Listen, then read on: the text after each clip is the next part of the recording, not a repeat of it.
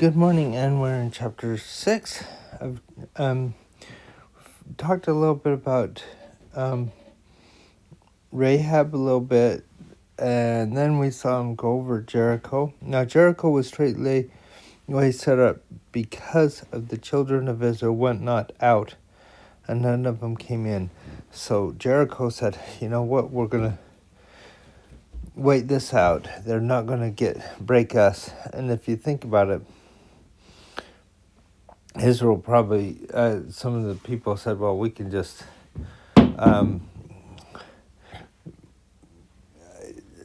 lay siege until they come out.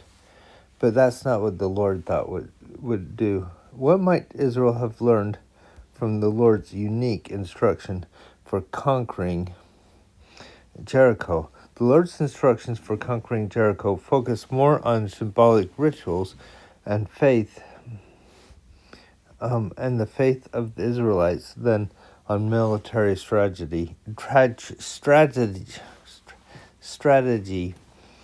Carrying the Ark of the Covenant around the city was an indication that the Lord's power would be with Israel.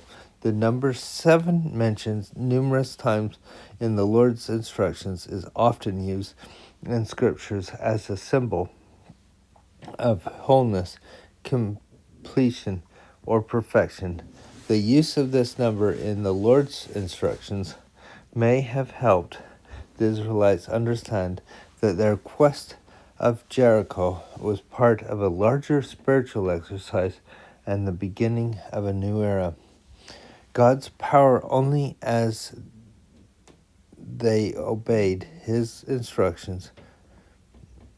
The Israelites received God's power only as they obeyed his instructions. President Howard W. Hunter taught, Joshua's commitment was to complete obedience.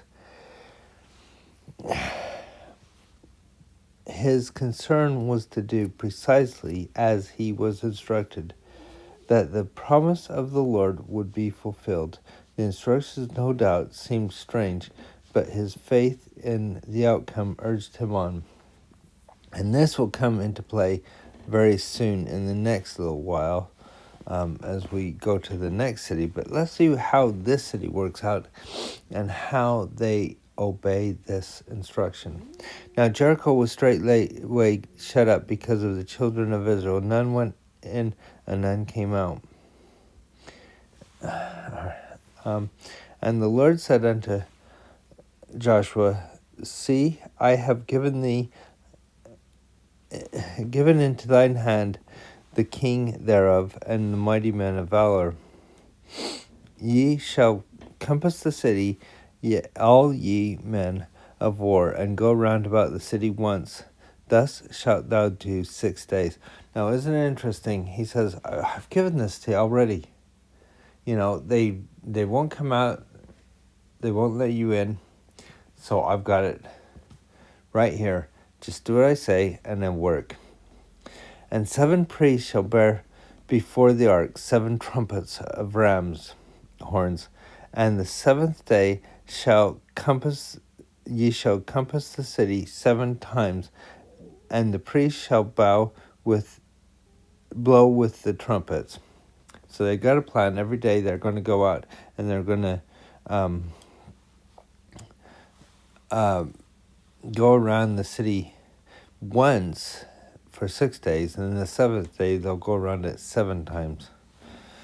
And it shall come to pass that when they make a long blast with the ram's horn, and when ye hear the sound of the trumpet, all the people shall shout with great shout, and the wall of the city shall fall down flat, and the people shall ascend up every man straight before him. And Joshua the son of Nun called the priests and said unto them, Take up the ark of the covenant, and let 7 priests bear 7 trumpets of ram's horns before the ark of the Lord. They would have known these symbolisms of 7, and it would make sense to them. And he said unto the people, Pass on and compass the city, and let him that is armed pass on before the ark of the Lord. He's saying, we'll still be there, and they will see our men in front, but it's going to be the Lord that is going to compass the city. And it came to pass that Joshua when Joshua had spoken unto the people, that the 7 priests bearing the 7 trumpets of ram's horns passed on before the Lord, and blew with the trumpets, and the ark of the covenant of the Lord followed them. And the armed men went before the priests that blew the trumpets, and the rearward came after the ark, the priests going on, blowing with trumpets. And Joshua had commanded the people, saying, Ye shall not shout nor make any noise with your voice, neither any word proceed from your mouth, until the day I bid you shout, then shall ye shout. I'm taking that this was when they were compassing the city. They weren't like totally void of talking any other time. If it was, it would have been quite a feat for them to do for 7 days. But even then, compassing the city without speaking, and they do it because we don't hear of anything else going wrong here. So the ark of the Lord compassed the city, going about it once, and they came into the camp and lodged in the camp. And Joshua rose early in the morning, and the priests took up the ark of the Lord, and 7 priests bearing the 7 trumpets of the ram's horns before the ark of the Lord went on continually and blew with trumpets, and the armed men went before them, but the rearward came after the ark of the Lord, and the priests going on, blowing with the trumpets. And the 2nd day they compassed the city once, and returned to the camp. So they did 6 days. And it came to pass the 7th day that they rose early about the dawning of the day, and compassed the city after the same manner 7 times. Only on that day they compassed the city 7 times. And it came to pass that the 7th time the priests blew the trumpets. And Joshua said to the people, Shout, for the Lord hath given you the city. I don't know how it would have felt. It would have been quite disconcerting anyway. Every day somebody coming up and doing that. But then thinking, you're safe, and then they shout. We're going to see what happens. I'm just going to look at the note on the right-hand side.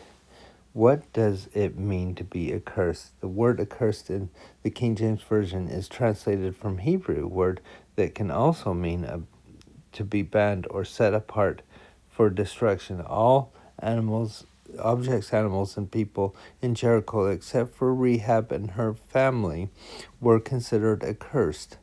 The Israelites were not to keep anything in the city for themselves, but were to turn the wealth of the city over to Joshua to be consecrated to the Lord. Think about what that's saying. They've come over this land, they've eaten of the land, but everything in this city will be destroyed. That doesn't happen in every city that they go to, but in this city, this is consecrated to the Lord. It's like the tithe of what they're going to be doing.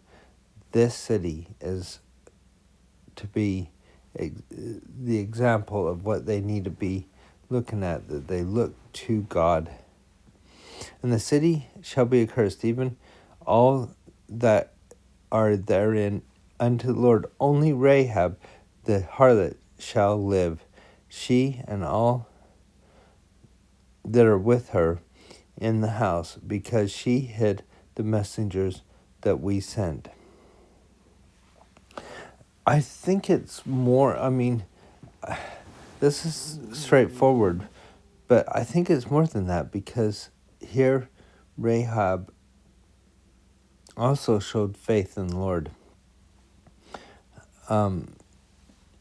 and was willing to help him out because of that faith. Ye in any wise keep yourselves from the accursed thing. And they just say those things that are under a ban for the people to take or dedicate to sacrifice to the Lord. Lest ye make yourselves accursed, when ye take the accursed thing and make the camp of Israel to curse and trouble it. But all the silver and gold and vessels of brass and iron are consecrated unto the Lord. They shall come into the treasury of the Lord. So the people shouted when the priests blew the trumpets.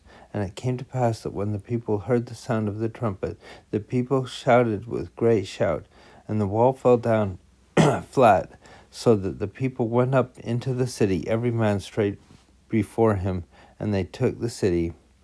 They utterly destroyed all that was in the city, both man and woman, young and old, ox and sheep and ass, with the edge of the sword. That seems really horrible, and in a way it was, especially when you think of the young and old. But remember, they have had their chances, and we see many times in the scriptures where these examples come back and they say, well, if they were more righteous, then they would have been the ones that were left in the land, not the Israelites. But they wouldn't turn to righteousness. And we know time and time again, when that happens, they are turning from that which is best for them anyway. And probably this is a better fate than what they would have had if they would have continued in their way anyway. I think that is what we have to look at. And ox, sheep, and ass, well, it's because they need to follow what the Lord says, Israel does. And they can't leave these things. It'll be a reminder of the things that was left there. This is not the time for that. That's not the time. It's the time to follow the Lord. If they don't follow what he says, then they're not going to have the strength that they need to do what they need to do. And we'll see that very shortly. But Joshua had said unto the two men that spied out the country, Go into the harlot's house and bring out hence the woman and all that she hath, as ye swear unto her. And the young men that were spies went in and brought out Rahab and her father and her mother and her brethren and all that she had, and they brought out all her kindred and left them without the camp of Israel.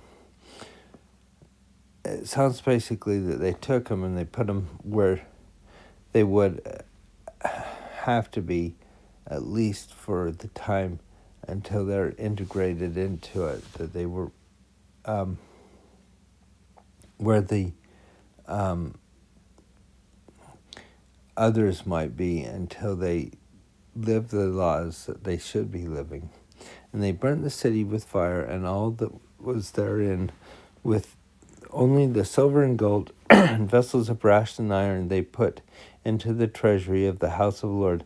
And Joshua saved Rahab the harlot alive, and her father's household, and all that she had, and she dwelleth in Israel even unto this day, because she hid the messengers which Joshua sent to spy out Jericho. And Joshua adjured with them, and I think that just means he charged them as by an oath. I said with them, adjured them at the time, saying, Cursed be the man before the Lord that riseth up and buildeth this city Jericho. He shall lay the foundation thereof in his firstborn, and in the youngest son shall he set up the gates of it. So the Lord was with Joshua, and his fame was noised throughout the country. Again, the people know what's happening, but they're not turning to the Lord like Rahab did. And the Lord is definitely with him at this time, with Joshua. And we'll see what happens, though. What happens when people don't turn to the Lord. And we'll see you next time.